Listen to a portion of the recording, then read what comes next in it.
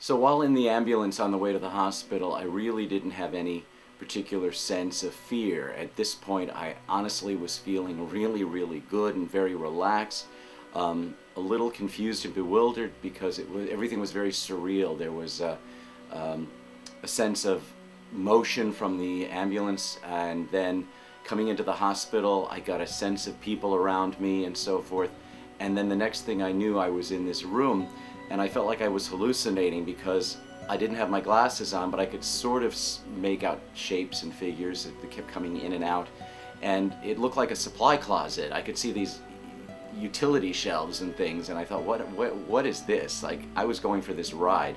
So I called it my alien abduction because strange things were happening, and I didn't really know, where I was or what they were doing to me.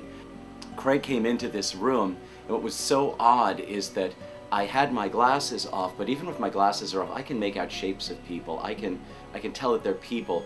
But at that moment, he was standing right next to me, and I looked up at him, and I was saying, I can hear you, but I can't see you. And it was so odd. I felt like there was this gauze over my eyes of some sort that just blanked out everything. I couldn't see anymore. And there was, of course, nothing on my eyes. They made some comment that he needs to leave because they need to get to work, and they started asking me questions about things. My birthday, they asked me my weight, and it was so odd because in my head I knew how much I weighed, and I just couldn't say it. The words just weren't coming. It was a struggle, and I was almost laughing because I knew the answers to these things, but I just couldn't say it. And they started to apologize to me because they had to put an IV in me, and I was like, at that point, fine. I had a very irrational fear of needles up to this point, but I was bracing for something really horrid, and there was a slight stinging, and it was nothing. And I'm like, oh, okay, that wasn't so bad. And then they apologized that they had to put another IV in, and I'm like, oh, okay, whatever. And they did it again, and again, it wasn't so bad.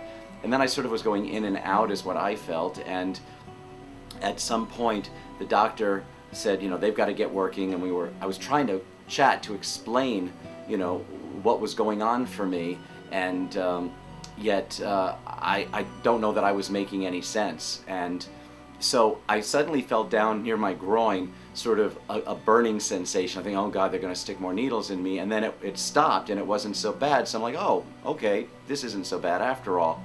And then the lights were going on and off in the room. It would be light, and then it would be very dark. It would be light, and it would be very dark. I could sense that. And something was like brushing up against my face, and they would ask me to hold still every now and then they'd say, okay. And like I said, it was so surreal. I could have been whisked off this planet and just placed in a spaceship somewhere, and these were these people working on me and doing things. And yet there was no fear whatsoever. There was more a curiosity about it.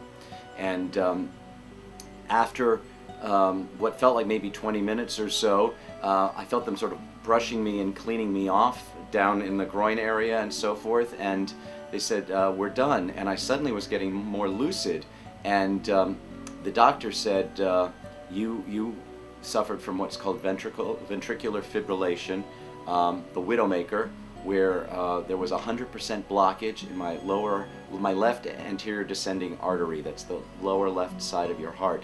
And when that blocks, basically, and you go into VFib, if you don't have someone to use a defibrillator, you die. There's only two ways that VFib stops. It's either you die or someone's there to shock it. And when they shocked me to bring me back, apparently it didn't work. I flatlined, and then they did CPR and put a breathing tube in me. I had no recollection of that whatsoever. I was literally somewhere else. And the first words out of my mouth, thinking about my father, I said, am I going to need bypass surgery?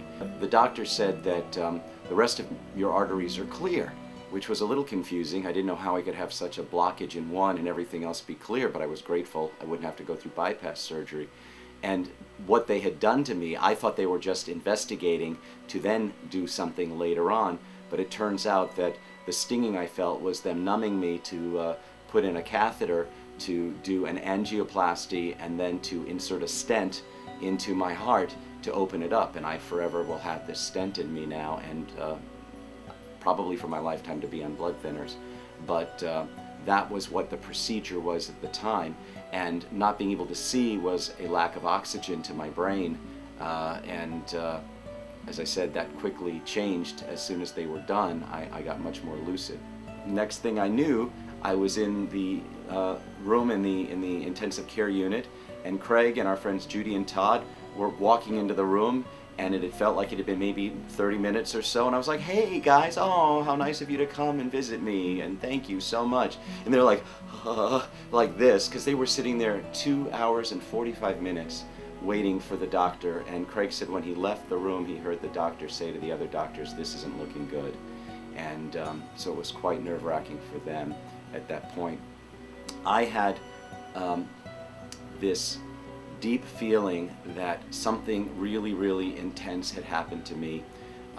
As I said in my previous installation, there was a sense of an out-of-body experience, but there was a lot that I couldn't remember, that I knew had happened, but I couldn't place it. And subsequently, when I was talking to a hospital technician when I had a cardiac stress test, and everybody starts asking me, "Well, did you see the light? Did you see the light?" And it's an odd question, and it's an odd thought to try to answer because it's so surreal.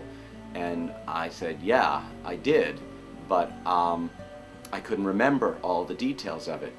And this technician said, "That's true for many people, and that when you are ready to remember, you will." And it would take me about 5 weeks to change environment and so forth, and to find myself in a place of tremendous relaxation. But I would have a recall that would blow my mind and literally have a very profound effect on me. And of course, I'll talk a lot more about that in my next installment.